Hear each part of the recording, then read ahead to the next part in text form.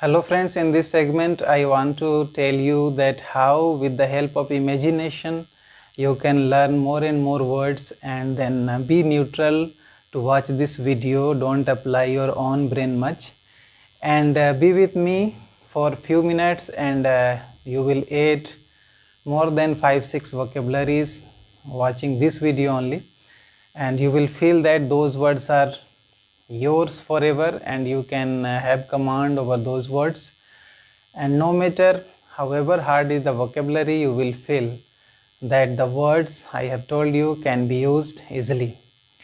But where I will take you to the far-fetched imagination, you will have to follow that.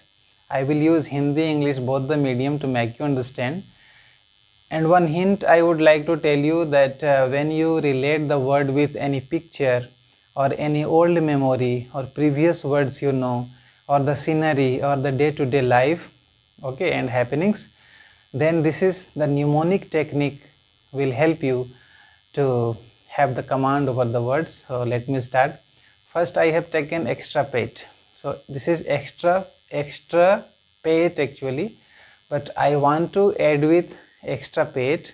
So a person who has a large belly or tummy and doing some exercise to remove his extra pet, you can keep this idea in the mind. Extra pet means remove.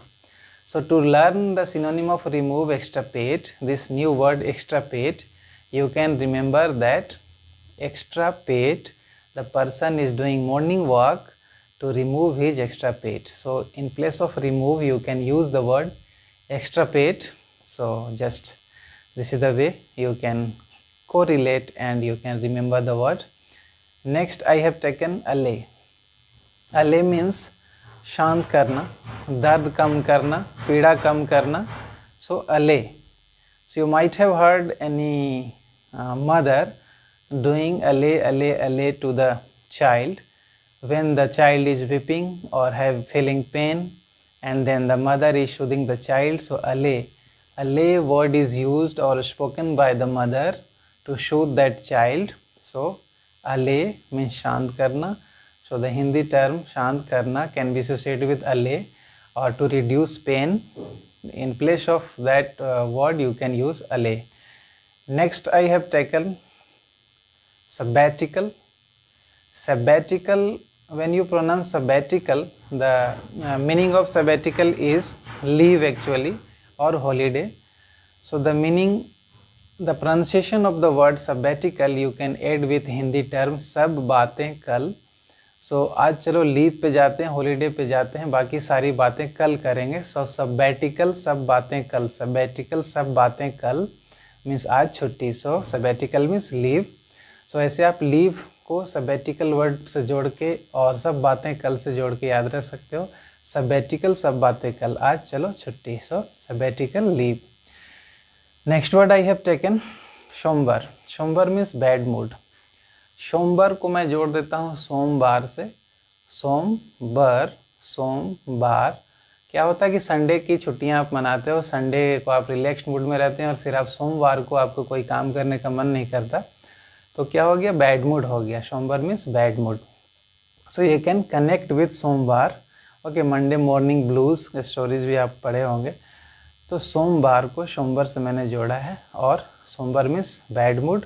आप bad mood को सोमवार को याद रख सकते हैं सोमवार से जस्ट कनेक्ट करके. ऐसा कुछ है नहीं सोमवार के साथ, but to remember it I am giving you this idea so that you can remember the word. Next I have taken shrew. SHREW. Shrew means होती है कर्कशा स्त्री और ए बैड टेम्पर्ड विमेन.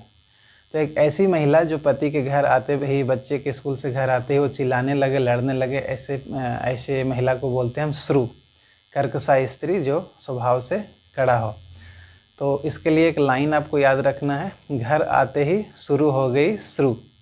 घर आते ही, मेरे साथ बोले, घर आते ही शुरू हो गई श्रू. यानी घर आते ही लोगों के वो चिल्लाने लगी. तो श्रू वर्ड को आप ऐसे याद कर सकते हो. I have some more words listed for the same segment. Today you are going to learn it forever. Next I have taken sonorous. Sono and rush. सोनो को हम सुनने से जोड़ देते हैं और रस को, रस यानी जूस रहने देते हैं, मिठास रहने देते हैं। सुनने में जो मिठास लगे, सोनरस मीन्स होता है मेलोडियस, तो इसको आप सुनने में जो रस दे, मिठास दे, जूस दे, स्वीटनेस दे, सोनरस मीन्स मेलोडियस। ऐसे आप जोड़ के सोनरस याद रख लेना। और next word I have taken abdicate. Abdicate को हिंदी से मैं जोड़ता हूँ, आप ज़रा ध्यान से सुनना। और मैं पहले भी बोल चुका हूँ कि आप न्यूट्रल होके मेरी बात सुनना, अपने हिसाब से इसको मत लेना, तब आप इन सारे चीज़ों को सीख जाओगे। अब दिक्कत, एब्डिकेट को मैं हिंदी से जोड़ रहा हूँ, अब दिक्कत, एब्डिकेट। तो आपको क्या करना है कि एब्डिकेट मीन्स होता है गिव अप, त्याग देना, छोड़ देना। तो अब दिक्कत हो रही है तो आपको छोड़ना ही पड़ेगा। बहुत सारी चीज़ें हम लॉकडाउन में छोड़ चुके हैं, तो क्योंकि हमें अब दिक्कत हो रहा है तो एब्डिकेट करना पड़ेगा, हमें त्यागना पड़ेगा, छोड़ना पड़ेगा। तो एब्डिकेट यानी गिव अप को आप याद रखें, अब दिक्कत से जोड़ के, तो आपको याद हो जाएगा हमेशा के लिए। नेक्स्ट वर्ड मैंने लिया है सॉर्डिड। सॉर्डिड मीन्स होता है डर्टी या गंदा।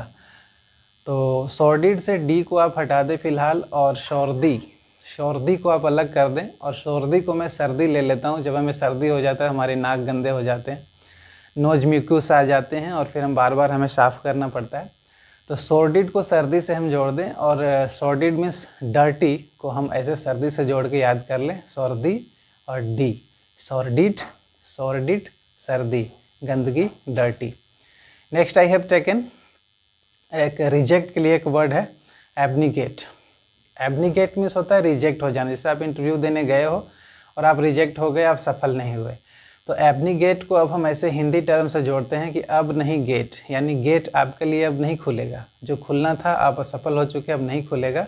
एब्निगेट, अब नहीं गेट, गेट बंद हो चुका है, आपके लिए दरवाजे बंद हो चुके हैं, तो आप इसको जोड़ेंगे abnegate means reject, you are rejected. Abnegate, अब नहीं गेट को इस टर्म से इंटरेस्टिंग बना के आप इसको याद रख सकते हो और हमेशा के लिए याद हो जाएगा।